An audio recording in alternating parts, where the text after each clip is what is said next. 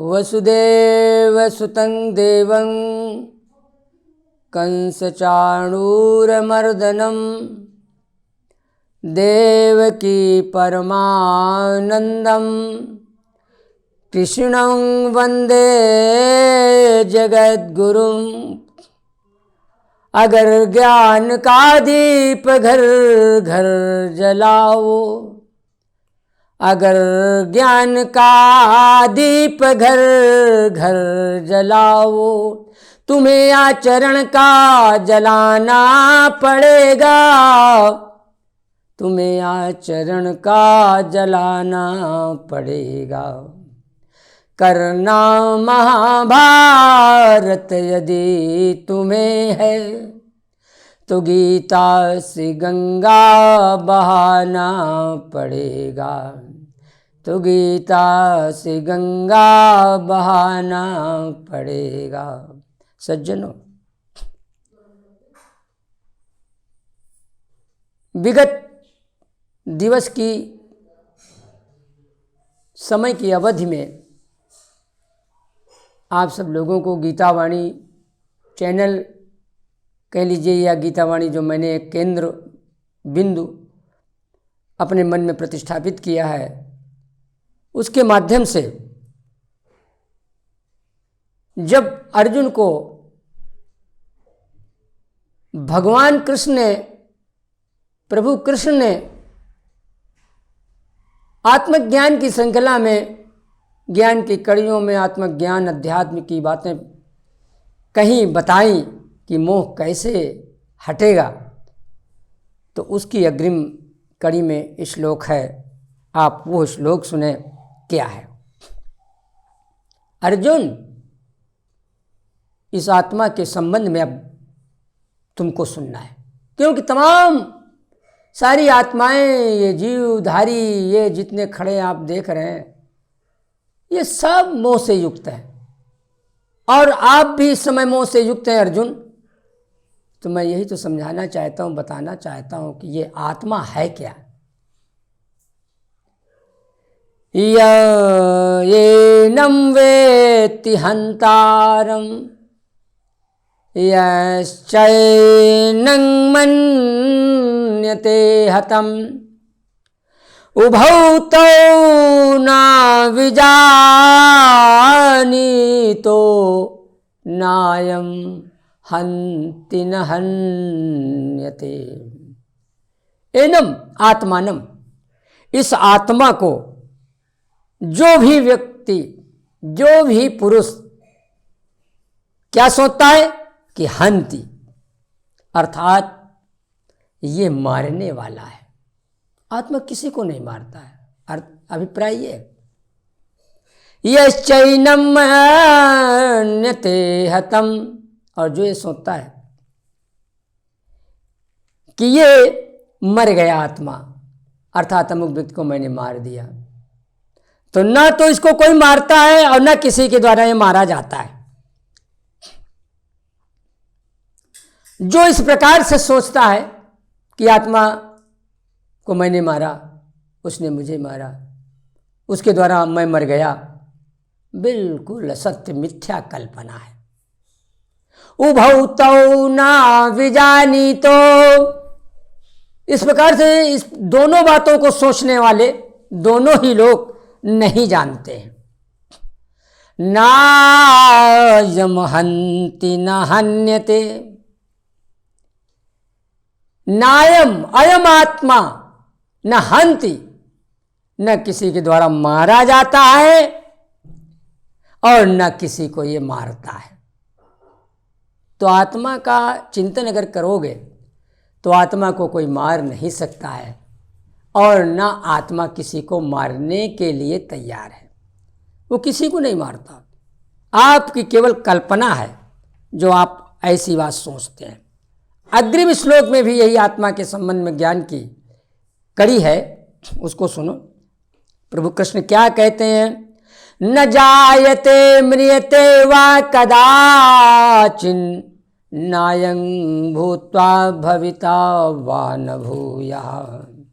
अर्जुन, ये आत्मा है कैसी? सुनो, अरे ना जायते म्रियते वा कदाचिन नायं भूत्वा भविता वा न भूयः अजो नित्यः शाश्वतोऽयं पुराणो न हन्यते हन्यमाने शरीरे।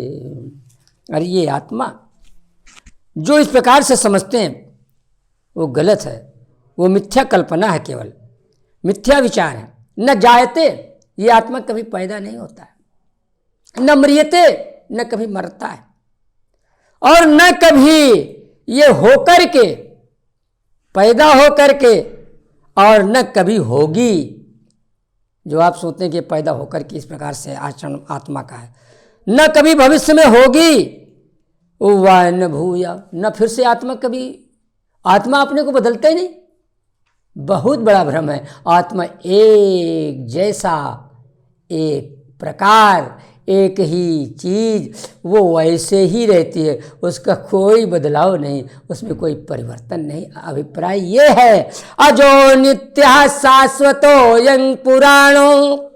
अरे वो आत्मा अज है, आत्मा नित्य है, आत्मा शाश्वत है, ये पुराण है और सनातन काल से चला आया है।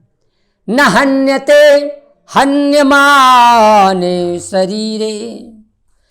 अरे भाई, शरीर के मारे जाने पर भी ये जो है कभी भी मारा नहीं जाता है। शरीर मर सकता है पर आज शरीर के मृत होने पर आत्मा कभी मारा नहीं जा सकता है। अर्जुन, इसको पहचानो। सज्जनों, ये तो अर्जुन एक बहाना है, ज्ञान का निशाना है। आइए इस ज्ञान को निशाने पर रख करके ही तो संसार वालों को, विश्व को कुछ मिला वही ज्ञान। आइए अग्रिम श्लोक में ये आत्मा कैसा है। वेदा विनाशिनम नित्यम यायेनमजमव्ययम् कथम स पुरुषः पार्थ कं घातयति हन्तिकम्। वेदा विनाशिनम नित्यम। अरे अविनाशिनम नित्यम, इस आत्मा को अविनाशी समझो। ये नित्य है और ये आत्मा ही अव्यय है, ऐसा जानो। अरे कथम स पुरुषः पार्थ, हे पार्थ, इस आत्मा को आप कैसे ये कह सकते हैं कि घातयति, अरे ये मारता है लोगों को, और हन्ति, और मरता है कोई संसार में, ये मारता है और मरवाता है। इस प्रकार के शब्दों से कौन समझ सकता है? अर्थात ये आत्मा न किसी को मरवाता है और न आत्मा को कोई मारता है। वेदा विनाशिनम नित्यम यायेनमजमव्ययम् कथम स पुरुषः पार्थ कं घातयति हन्तिकम्। अग्रिम श्लोक बड़ा ही प्रसिद्ध श्लोक है, बड़ा ही सुंदर श्लोक है, और वास्तव में इस गीता के द्वितीय अध्याय का आत्मज्ञान में बड़ा मोटा और सरल आशय भाव है। ये भी नहीं कोई कठिन हो। आप लोग उस श्लोक को सुने, उसका अभिप्राय सुने, समझें। आप लोग इस श्लोक को अवश्य हृदय में रखें, मनोमस्तिष्क में चिंतन का विषय बनाएं। अरे ये आत्मा कैसा है, इसका काम क्या है, सुनिए। वासांसि जीर्णानि यथा विहाय नवानि गृह्णाति नरोपराणि तथा शरीराणि विहाय जीर्णानि अन्यानि संयाति नवानि देहि। देहि अर्थात आत्मा। ये आत्मा वासांसी जीर्णानि, वासांसी माने वस्त्र। जैसे संसार में नरः मनुष्य वासां जीर्णानि वासांसी, जो पुराने वासांसी माने वस्त्र हैं,